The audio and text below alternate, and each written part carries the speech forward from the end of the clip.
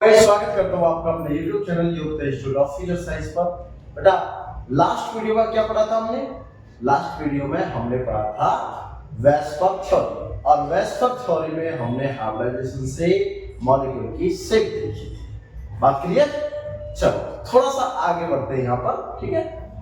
जब हम बात शेप की ही कर रहे थे केमिकल बॉन्डिंग में, तो हमने कुछ रिपल्सन फैक्टर भी देखा था। रिपल्सन फैक्टर क्या था? Repulsion factor lone pair lone pair, lone pair bond pair, और लास्ट रहेगा बॉन्ड पेयर बॉन्ड पेयर। ये रिपल्सन अपना फैक्टर था। क्लियर बात? तो हमने इसमें ये चेक किया था कि अगर हम बात करें H2 NH3 और CH4 जैसे मॉलिक्यूल्स की, हमने एक चार्ट बनाया था इनके लिए, और हमने देखा कि ये OH जो बन रहा है, इसमें दो लोन पेयर, NH3 इसमें एक लोन पेयर, और CH4 इसमें लोन पेयर नहीं है। तो बच्चों हमने इसमें ये बात की थी कि ये जो थीटा है इसका 109.8, इसका 107 और इसका 104.5 डिग्री। हमने यहां लिखा कि अगर लॉन पेयर इंक्रीज होता है, देखो इसमें कोई लॉन पेयर नहीं, यहां एक लॉन पेयर है, यहां दो लॉन पेयर है, तो हम लिख सकते हैं कि if lone pair increase at central atom, bond angle decrease. बात क्लियर? बॉन्ड एंगल क्या हो जाएगा? डिक्रीज हो जाएगा। क्यों? क्योंकि इनके बीच में रिपल्सन अगर होगी तो ये इसको प्रेस करेगा। यहां तक हमने सीखा था, ठीक है। अभी हम कुछ मॉलिक्यूल्स और चेक करते हैं, जैसे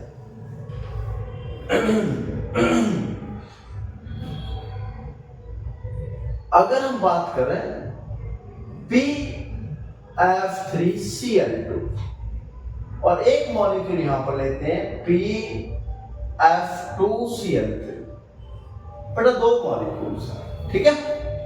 देखिए हम यहां पर एक रूल्स पढ़ने वाले हैं, बेंट रूल। क्या कहता है बेंट रूल? पहले थोड़ा सा इसको हम समझेंगे, ठीक है, कि बेंट रूल क्या कहता है।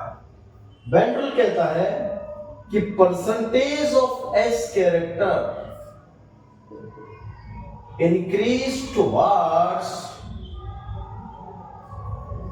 लेस इलेक्ट्रोनेगेटिव या इलेक्ट्रोपॉजिटिव, लेस इलेक्ट्रोनेगेटिव एटम, और we can say electropositive atom.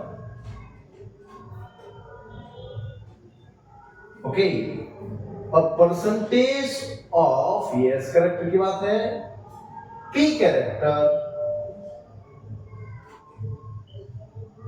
Increase towards more electronegative atom.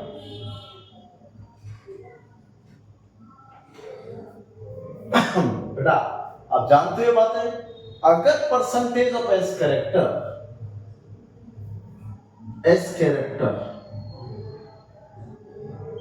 Increase होता है तो बॉन्ड एंगल इंक्रीज होता है, डायरेक्टली है इसके, और बॉन्ड लेंथ डिक्रीज होती है। इसको कैसे समझते हैं हम? इसको यहां से समझेंगे, C triple bond CH, CH2 double bond CH, और CH3 triple bond single bond CH3। बेटा इसमें हाइब्रिडाइजेशन sp3, इसमें हाइब्रिडाइजेशन sp2, इसमें हाइब्रिडाइजेशन sp। यहां परसेंटेज कितना? S का 50%, क्योंकि S और P दोनों है बस भाई, S है और P टोटल 100, तो S के पार्ट में कितना आया? 50, P के पार्ट में कितना आया? 50। क्लियर? 50 यहाँ है इसके पार्ट में कितना 33.3, यहाँ कितना 25। अब देखिए अगर एस करेक्टर 25 है सबसे कम तो सिंगल बॉन्ड है और सिंगल बॉन्ड की बॉन्ड लेंथ ज्यादा होती है। जैसे ही एस करेक्टर इंक्रीज हुआ ट्रिपल बॉन्ड बना, ट्रिपल बॉन्ड की बॉन्ड लेंथ कम होती है। बोल बात क्लियर? 7। अगर हम इसमें इसके ये टेट्राहेड्रल है बेटा टीडी, कार्बन क्या है हमारा टीडी, और टीडी का एंगल 109.28। ये क्या है sp2 प्लेनर, और प्लेनर का एंगल कितना 120, और ये क्या है लीनियर ch लीनियर का एंगल कितना दिस इज 180। तो s करेक्टर अगर बढ़ता है तो बॉन्ड एंगल भी बढ़ता है। बात क्लियर रहेगी? उम्मीद है समझ में आ रहा होगा आपको कि बॉन्ड एंगल जो है वो क्या डायरेक्टली प्रोपोर्शनल है किसके s करेक्टर। और मैंने क्या पॉइंट लिखा है जरा पढ़िए इसको, क्या पॉइंट लिखा है, क्या पॉइंट लिखा है मैंने पॉइंट लिखा है कि percentage of S character increase होगा इलेक्ट्रोनेगेटिव लेस इलेक्ट्रोनेगेटिव तरफ। इसका मतलब बॉन्ड एंगल इंक्रीज होगा किधर, जिधर इलेक्ट्रो पॉजिटिव लगा रहेगा, और percentage of P character increase electronegative मतलब बॉन्ड एंगल डिक्रीज होने वाला है। बात समझ में आई?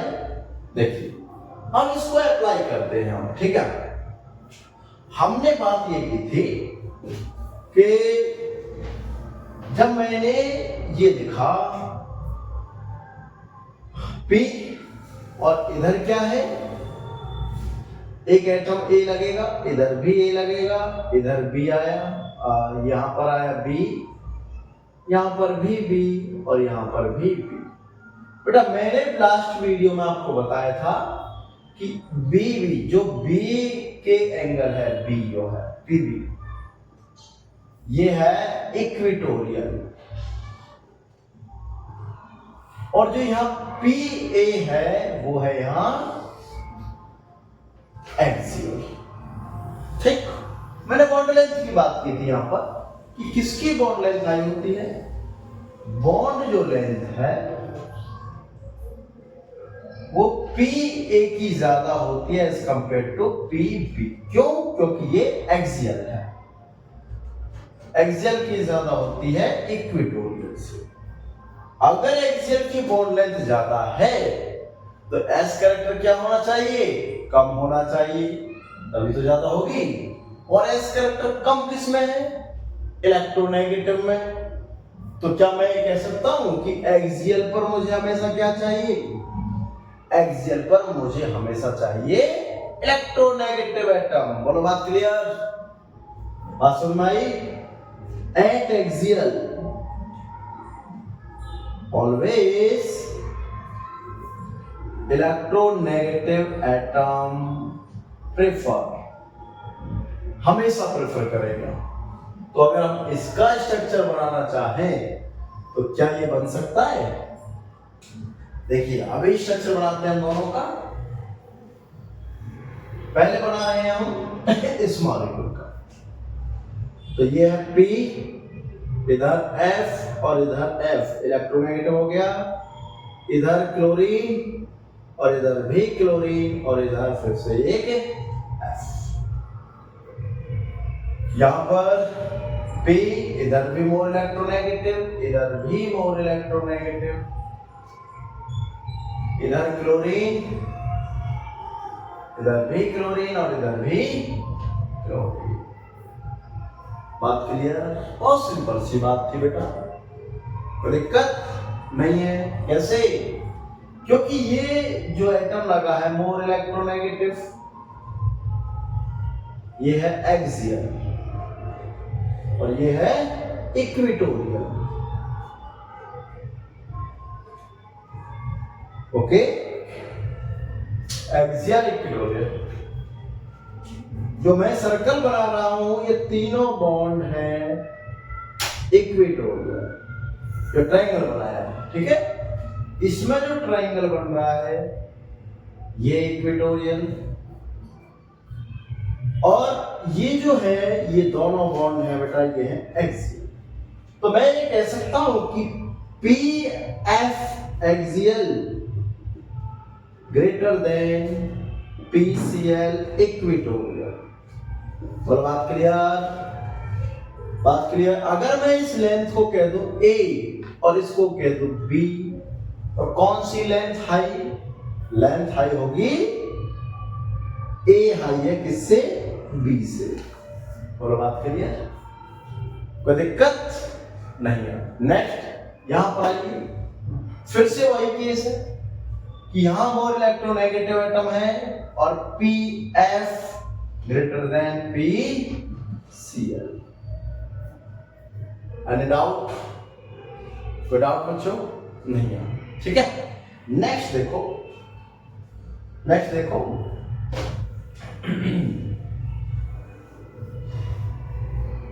अगर हम नेक्स्ट स्ट्रक्चर लेते हैं ClF3,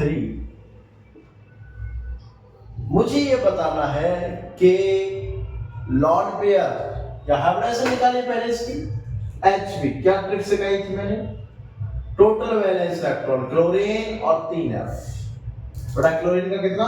7 वैलेंस, इसके 7 × 3 = 21, टोटल कितना? 20 डिवाइड बाई 8, 8 से 24, 4 बचे, 2 से 2 दूनी 4, 2 और 3 कितना? 5, 5 को 3 से माइनस कीजिए, 5 - 3 2 लॉन्ड पेयर है। क्लियर? जो यहाँ फैक्टर आता है उसको सॉल्वने से माइनस करने पर लॉन्ड पेयर आ जाता है, ठीक है। तो अब इसका स्ट्रक्चर बताएंगे कि 2 तो है इसमें लॉन्ड पेयर और 3 है इसमें बॉन्ड पेयर। कैसे बनाएंगे? क्या ये फ्लोरीन फ्लोरीन हमने जो बात की थी गए राइट है बेंट रूल के अकॉर्डिंग? बिल्कुल राइट है, बिल्कुल राइट है, 100% राइट है। कैसे? क्योंकि मोर इलेक्ट्रोनेगेटिव एटम मुझे कहां चाहिए? एक्सियल पर चाहिए। बोलो बात क्लियर? और शेप क्या होगी? एटम देखते हैं टी से। भाई एटम देखते हैं इसमें, लॉन्ड पेयर देखते ही नहीं है। बोलो बात क्लियर? क्या इसमें सारे पीएफ सीएल की सीएलएफ की बॉन्ड लेंथ इक्वल है? No, no. कैसे? भाई ये ये एक्सियल इक्वेटोरियल, तो ClF axial greater than ClF equatorial. बोलो बात क्लियर? सारे बॉन्ड लेंथ इक्वल नहीं है। क्लियर बात? आपको क्वेश्चन समझ में आया? नेक्स्ट आगे बेंट रूल और क्या कहता है? बेंट रूल बताता है एंगल के बारे में और थोड़ा सा। कैसे भाई? अब पहले application of bent rule, application of bent rule. First application अभी हमने बात की थी बॉन्ड लेंथ, थोड़ी सी और बात कर लेते हैं। जैसे CH एक फ्लोरीन लगा दिया, CH 2 फ्लोरीन लगा दिया, ठीक। मुझे बात करनी है CF की। CF बेटा एक फ्लोरीन था, ये A है और ये 2 फ्लोरीन हो गए। अगर इसमें S कैरेक्टर इंक्रीज है, यहां इंक्रीज हो रहा है, सॉरी यहां इंक्रीज हो रहा है, यहां इंक्रीज हो रहा है, तो यहां S कैरेक्टर डिक्रीज होगा। इसकी वजह से देखो हमने क्या बोला कि इलेक्ट्रोनेगेटिव की तरफ S कैरेक्टर ज्यादा नहीं होगा। अगर यहां ज्यादा नहीं होगा अगर यहां ज्यादा नहीं होगा, इसकी तरफ ज्यादा होगा, तो ये बॉन्ड लेंथ कम होगा। लेकिन हमें बात करनी है CF की। क्या CF के सारे लेंथ इक्वल है क्या? नहीं। जितने ज्यादा फ्लोरीन बढ़ते जाएंगे उतनी ही लेंथ कम होती चली जाएगी। बात क्लियर? जितने ज्यादा इलेक्ट्रोनेगेटिव बढ़ेंगे उतनी लेंथ क्या हो जाएगी? कम। तो अगर मेरे पास एक ये मॉलिक्यूल है, एक ये मॉलिक्यूल है और बच्चों एक ये मॉलिक्यूल है, आपसे पूछा जाए CF bond length A B C D equal है unequal? No, unequal. Fluorine atom की मतलब electronegative atom increase, bond length decrease. A की ज्यादा है than B than C than D, क्योंकि D में चारों ही फ्लोरीन है। बोलो बात क्लियर? कोई दिक्कत नहीं है। और अगर बात की जाए कंपैरिजन की, किसमें कंपैरिजन करना मुझे कंपैरिजन करना है इसमें CH H H F, दूसरा CH H H और ये Cl। बेटा बहुत सिंपल सी बात है, एटॉमिक साइज ज्यादा है तो बॉन्ड लेंथ भी ज्यादा होगी। This is the more size, less electronegative है, मोर साइज। ओके, और मोर साइज हुआ तो बॉन्ड लेंथ भी ज्यादा होगी। बोलो बात क्लियर? ठीक है, नेक्स्ट बात करते हैं इसमें बॉन्ड एंगल की।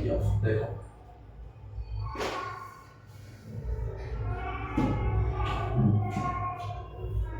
बॉन्ड एंगल, अभी जो हमने बात की थी, एक बार मैं दोबारा लिखता हूं उसको कि S character increase towards electropositive atom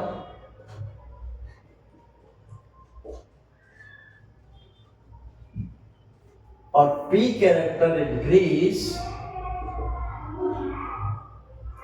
towards electronegative atom.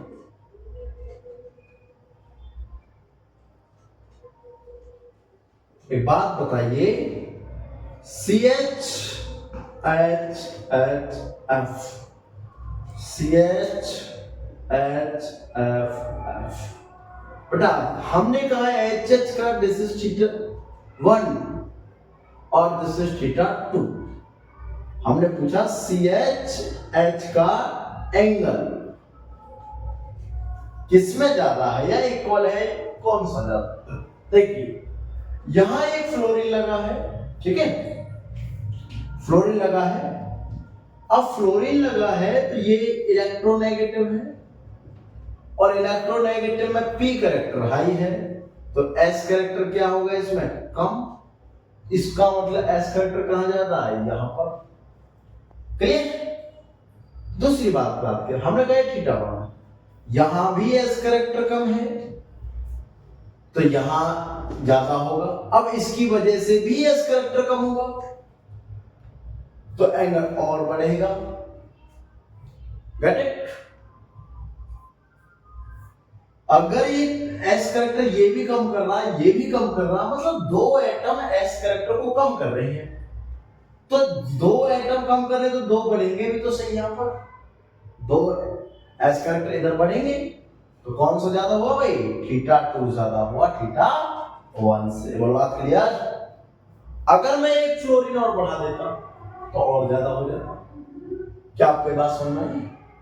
बहुत इंपॉर्टेंट बात थी भाई कि एक फ्लोरीन दो फ्लोरीन, और मुझे चेक ये करना है कि किसमें कार्बन हाइड्रोजन का एंगल ज्यादा। तो बेटा यहां दो और यहां एक, ये अगर एस कैरेक्टर कम कर रहा है यहां पर तो यहां बढ़ेगा, और ये दो कम कर रहे हैं तो ज्यादा बढ़ेगा ऊपर।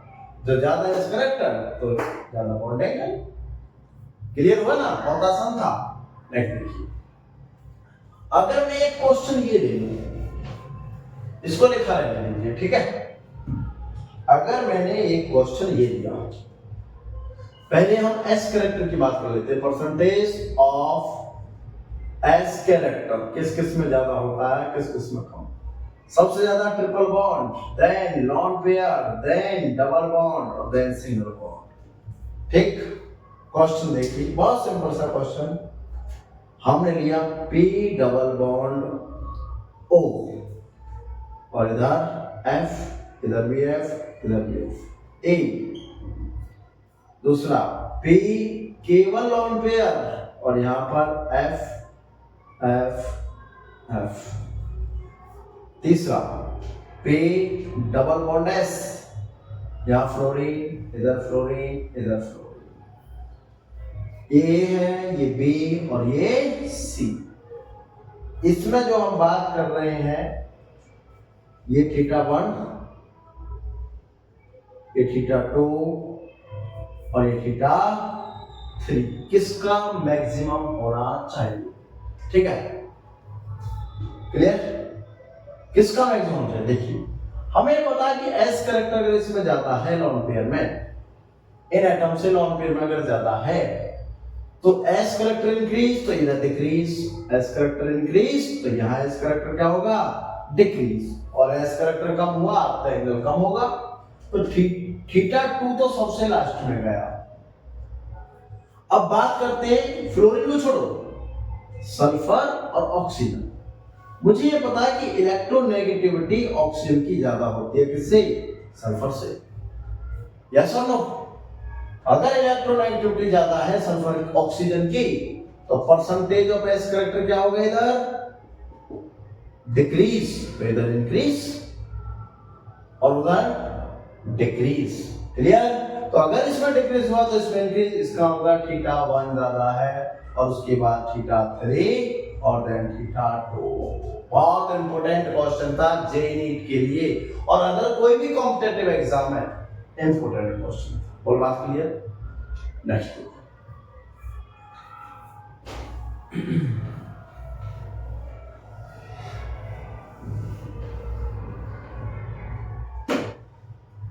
अगर मैंने कुछ बॉन्ड एंगल और निकालते हैं अकॉर्डिंग टू वेसबर्ग theory, bond angle of Drago molecules.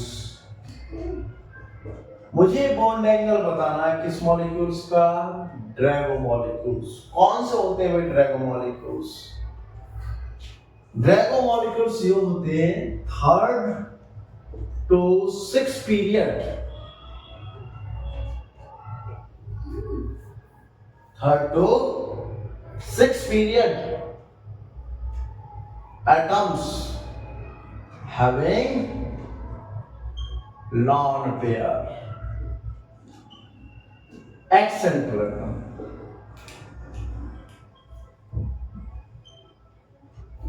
Okay, जिन मॉलिक्यूल्स पर सेंट्रल एटम में लॉन पेयर होगा और वो हाइब्रिडाइजेशन कर रहा है, मतलब मॉलिक्यूल बना रहा है, उसको होते हैं ड्रैगो। जैसे PH3 होता बेटा H2S, दोनों ड्रैगो है, ठीक, लॉन पेयर भी है। अब ड्रैगो मॉलिक्यूल्स के लिए क्या था भाई? ड्रैगो मॉलिक्यूल्स कहता है, ड्रैगो रूल कहता है, ड्रैगो जो रूल है, ड्रैगो रूल ये कहता है lone pair of central atom does not participate in hybridization। इनका lone pair hybridization में पार्टिसिपेट नहीं करेगा और जो एंगल होगा इनका वो अप्रॉक्स 90 होगा। ये कहता है ड्रैगो रूल्स। ओके, क्या कहता है भाई? Angle of Drago molecules approx 90। Drago molecules का जो एंगल होता है बेटा वो अप्रॉक्स 90 होगा। ये कहता है ड्रैगो रूल्स। उम्मीद है ये बात समझ में आ गई होगी आपको। ठीक है, चलो अच्छे से नोट सुना और बेटा शेयर कीजिए, सब्सक्राइब कीजिए और लाइक कीजिए। चैनल को जितना शेयर करोगे उतना ही अच्छा बेनिफिट रहेगा, ठीक है, उतना ही अच्छा एप्रिशिएशन मिलेगा आपको भी। ठीक है, चलो नेक्स्ट देखिए। अगर मैं बात करता हूं कि bond angle of molecules in which surrounding atoms हैं या central atoms हैं, देखो central atom सेम। जैसे एक एग्जांपल देखिए, मैंने लिखा NH3 और एक लिख दिया NH3, क्लियर? NH3 और एक लिखा NH3। अब अगर मैं NH3 को कंसीडर करता हूं, क्या कंसीडर करता हूं? N लॉन पेयर H और इधर NF3 N lone pair F। इसमें एक चीज कॉमन आई है बेटा, क्या कि लॉन पेयर जो है वो दोनों में 1-1 ही है। तो अगर किसी मॉलिक्यूल में लॉन पेयर दोनों में सेम होती है या लॉन पेयर वाला मॉलिक्यूल होगा, तो हम एक रूल बनाएंगे कि लॉन पेयर कंटेनिंग मॉलिक्यूल किसके लिए? केवल lone pair containing central atom. क्या आएगा? बॉन्ड एंगल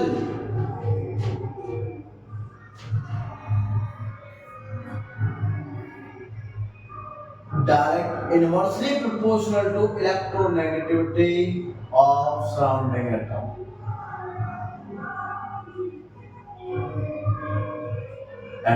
कंप्लीट है यहां तक? ओके, देखो यहां तक दिख रहा है कंप्लीट सराउंडिंग एटम, ठीक है? तो बेटा इसमें इलेक्ट्रोनेगेटिविटी किसकी ज्यादा है? ये हाइड्रोजन है और ये फ्लोरीन। आप सबको पता है इलेक्ट्रोनेगेटिविटी फ्लोरीन की ज्यादा है हाइड्रोजन से। अगर इलेक्ट्रोनेगेटिविटी हाई है फ्लोरीन की, तो बॉन्ड एंगल क्या होना चाहिए? कम होना चाहिए, इसलिए NH3 का ज्यादा होता है NH3 से। उम्मीद है आपको समझ में आ गया होगा, क्लियर रहा? चलो और देखते हैं। अगर मैं ये कहूं कि मेरे पास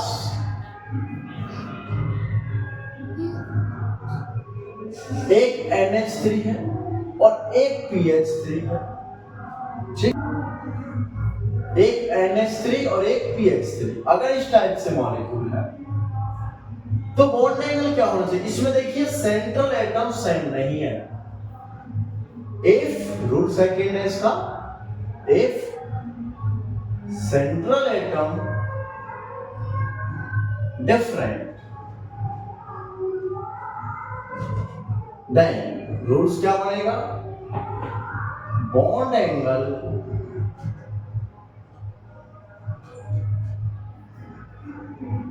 inversely proportional to size of central atom। तो इसमें भी क्या आएगा बेटा? अगर मैं बात करता हूं इसकी NH3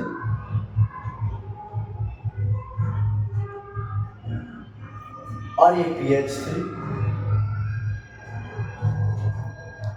तो इसका बॉन्ड एंगल ज्यादा होगा, क्लियर? सेम ऐसे ही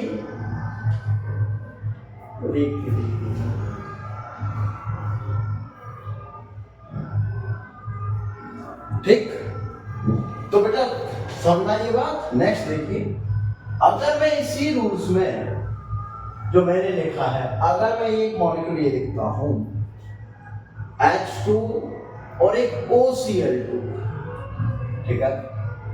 मैंने बात क्या की थी भाई कि अगर इलेक्ट्रोनेगेटिविटी ज्यादा है, वहां एक लॉन पेयर की बात हुई थी, यहां कितने? 2 लॉन पेयर। तो क्या बात करेंगे बेटा हम? इफ 2 लॉन पेयर प्रेजेंट,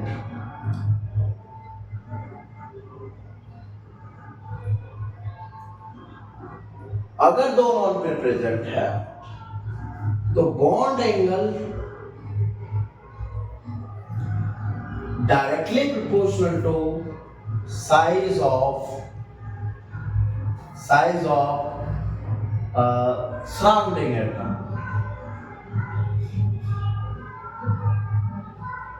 इसको एक के लिए भी कर सकते हो आप, 2 नहीं, इसको छोड़ो कि bond angle directly proportional to size of surrounding atom. आप यही रूल अप्लाई कीजिए, वो केवल आप नाइट्रोजन, क्योंकि एक लॉन पेयर प्रेजेंट है, उसके लिए अप्लाई कीजिए उसको, ठीक है? चलो bond angle directly proportional size of surrounding है बेटा। जहां है O के साथ 2H और यहाँ है O के साथ 2C है, कोलन पेयर है इस पर। किसका बॉन्ड एंगल हाई, इसका bond angle high. Clear. Next देखिए, अगर हम यहाँ ये बात करते हैं H2 OCl2 और OF2, अब बात देखिए भाई, यहां तो एंगल किसका ज्यादा है, OCl2 का। अब इससे इसका तो ज्यादा ही है क्योंकि साइज ज्यादा है, इसमें इलेक्ट्रोनेगेटिविटी का कांसेप्ट लगा दीजिए, तो OCl2 का ही ज्यादा होगा। मुझे उम्मीद आपको क्लियर हुआ। सेम है, अगर मैंने लिखा है H2S और एक लिखा है H2, बेटा ये सराउंडिंग सेंट्रल एटम का साइज ज्यादा है। अगर सेंट्रल एटम का साइज ज्यादा हुआ तो बॉन्ड एंगल कम हो जाता है। तो आप रूल्स ये लिखोगे केवल कॉपी में कि बॉन्ड जो एंगल है, बॉन्ड एंगल के लिए बॉन्ड एंगल क्या लिखोगे, पहला इफ सेंट्रल एटम सेम, अगर सेंट्रल एटम सेम है तो इन directly proportional to size of surrounding atom.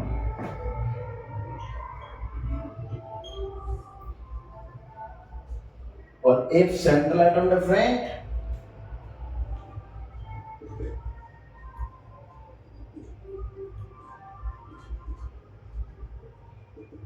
अगर सेंट्रल एटम डिफरेंट हुआ तो जो बॉन्ड एंगल रहेगा वो रहेगा size of inversely proportional to size of central atom. ये अपना रूल्स बन गया यहाँ पर, ठीक है। उम्मीद है आपको ये रूल्स क्लियर रहेगा और इससे आप सारे के सारे क्वेश्चन अटेम्प्ट कर सकते हो। आगे क्वेश्चन कराऊंगा केमिकल बॉन्डिंग के पीवाई के सारे, और वैसे 50 टीएस क्वेश्चन भी सारे हम सॉल्व करेंगे इन्हीं फॉर्मूले से। थोड़ा बात क्लियर रहेगी। चलो नेक्स्ट देखते हैं। I think 10।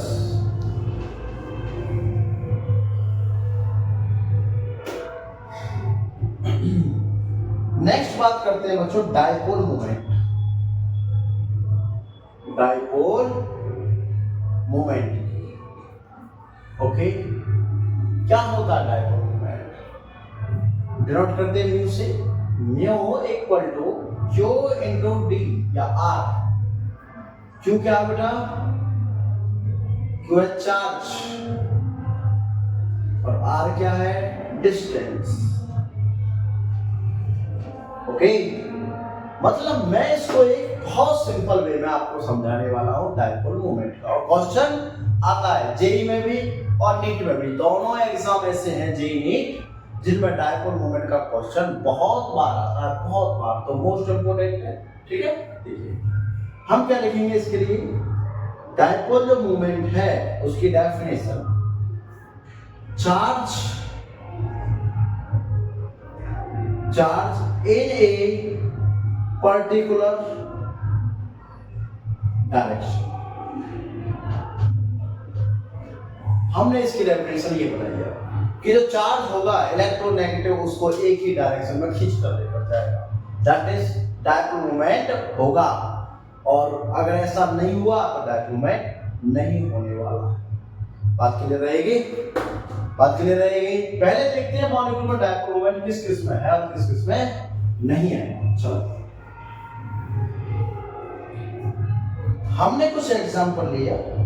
पहला एग्जांपल BF3। हमें चेक करना है कि डायपोल मोमेंट है या फिर नहीं है। देखिए ये B है, इधर फ्लोरीन, इधर फ्लोरीन और इधर भी फ्लोरीन। हमें कैसे पता चला भाई ऐसे बनना चाहिए? हमें ऐसे पता चला क्योंकि बोरोन की जो हाइब्रिडेशन है वो sp2 आ रही है, ठीक। और sp2 होगा तो ज्योमेट्री जो होगी वो होगी प्लेनर, और प्लेनर यही है, ठीक। अब देखिए फ्लोरीन इधर इलेक्ट्रॉन खींचेगा, ये फ्लोरीन इधर खींचेगा, ये फ्लोरीन इधर खींचेगा। क्या बच्चों इस बोरॉन से कहीं इलेक्ट्रॉन जा पाएगा? ना देखिए, अगर ये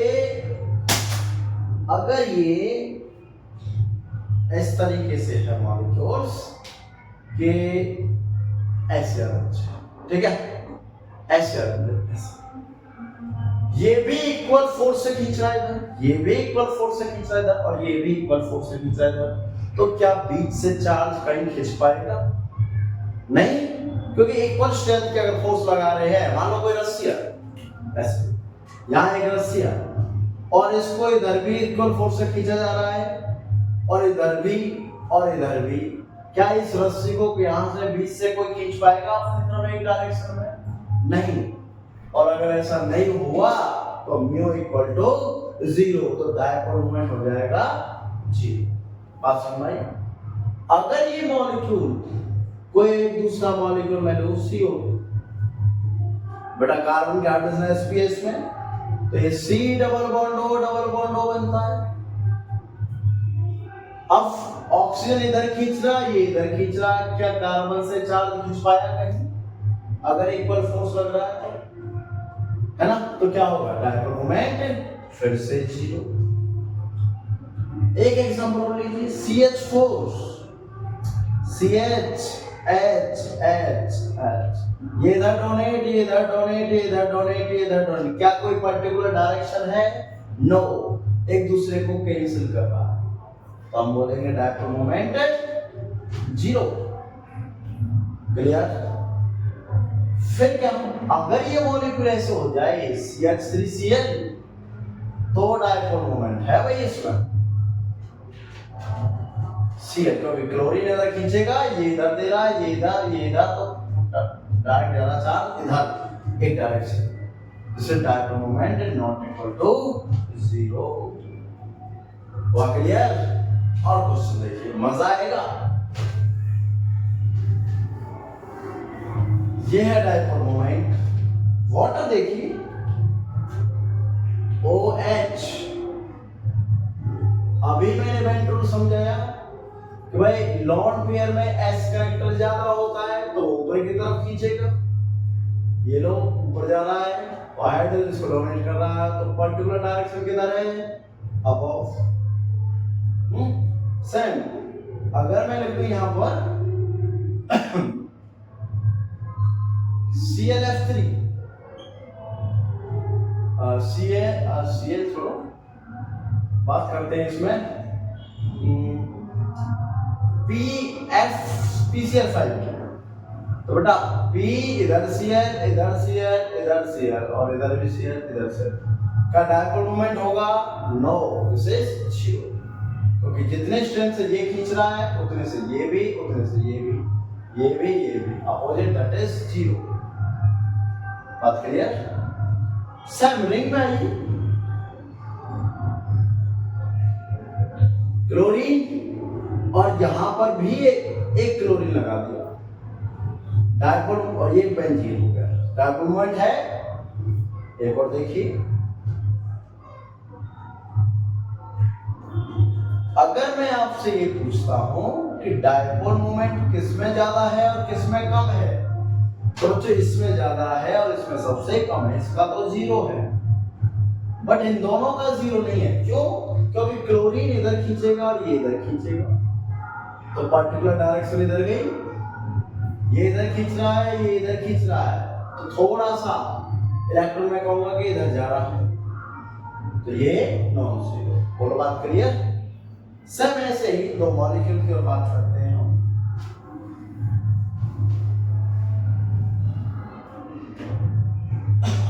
अगर मैंने लिखा C डबल बॉन्ड यहाँ F, इधर H, इधर H और इधर F, एक सिस, और यहाँ लिखा F, इधर भी F, इधर H, ये सिस है, ये ट्रांस, और सिस ट्रांस में किसका डायपोल मोमेंट है? सिस का है। क्यों? क्योंकि फ्लोरीन इधर, ये इधर, total direction above, but in this case above. Clear है? तो बच्चों आज हमने डायपोल मोमेंट के बारे में बात सीखी है और हमने बेंड रूल सीखा है, वैसे थोड़ी आगे बढ़ाया है। तो 2-3 टॉपिक और है इसमें, तो केमिकल बॉन्डिंग फिनिशिंग पर है, अच्छे से नोट्स बनाइए, अच्छे से सिलेबस कवर कीजिए। तो मिलते हैं नेक्स्ट वीडियो के साथ। Thank you very much.